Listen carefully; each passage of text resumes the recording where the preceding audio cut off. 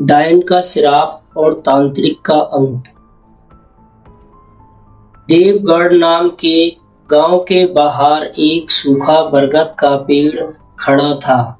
लोग कहते थे उस पेड़ पर कल्याणी नाम की डायन रहती है।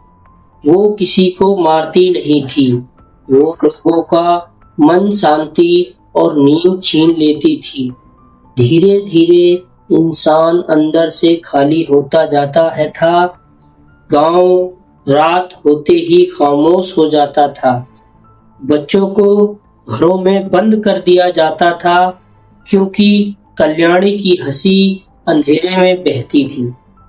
एक दिन गांव में एक तांत्रिक आया, महादेव नाम का। महादेव ने कहा, ये लड़ाई मंत्रों की नहीं है बल्कि इच्छा शक्ति की होगी। और उन्होंने बरगद के नीचे अपनी साधना शुरू कर दी। पहली रात सन्नाटा था, हवा भी रुक गई थी। साधना के बीच महादेव ने अपनी मृत पत्नी की आवाज सुनी, महादेव तुमने मुझे अकेला छोड़ दिया है। वो आवाज रो रही थी, टूट रही थी। महादेव ने आंखें खोली, वहां कोई नहीं था। ये कल्याणी का पहला हमला था मन पर। दूसरी रात महादेव ने सुरक्षा घेरा बनाना चाहा, पर उनकी ऊर्जा बहने लगी, हाथ कांपने लगे, मंत्र टूटने लगे। कल्याणी उनकी साधना की शक्ति चूस रही थी।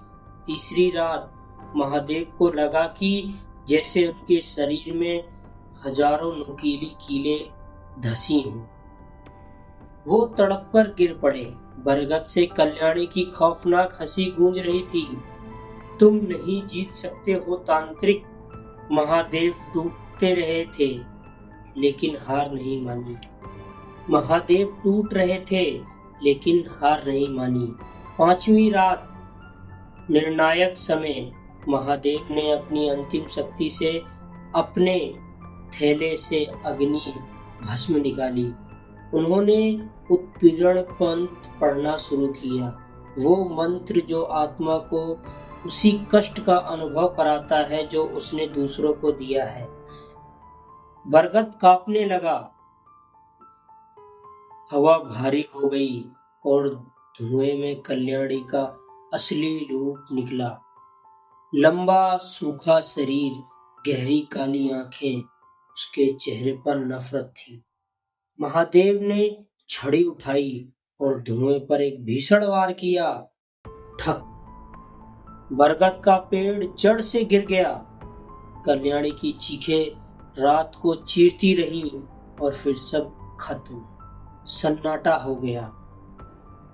अंत में सुबह गांव वाले पहुंचे। महादेव जमीन पर शांत लेटे हुए थे। उनका शरीर थक चुका था पर चेहरे पर गहरी शांति थी। गांव वालों ने उस जगह पर एक छोटा मंदिर बनवाया और आज भी रात की हवाओं में बरगद के गिरने की पुरानी गूंज सुनाई देती है।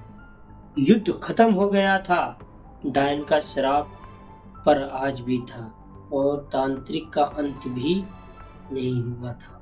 आखिर में तांत्रिक ने अपनी इच्छा शक्ति से और अपनी चालाकी से डायन का अंत कर दिया था।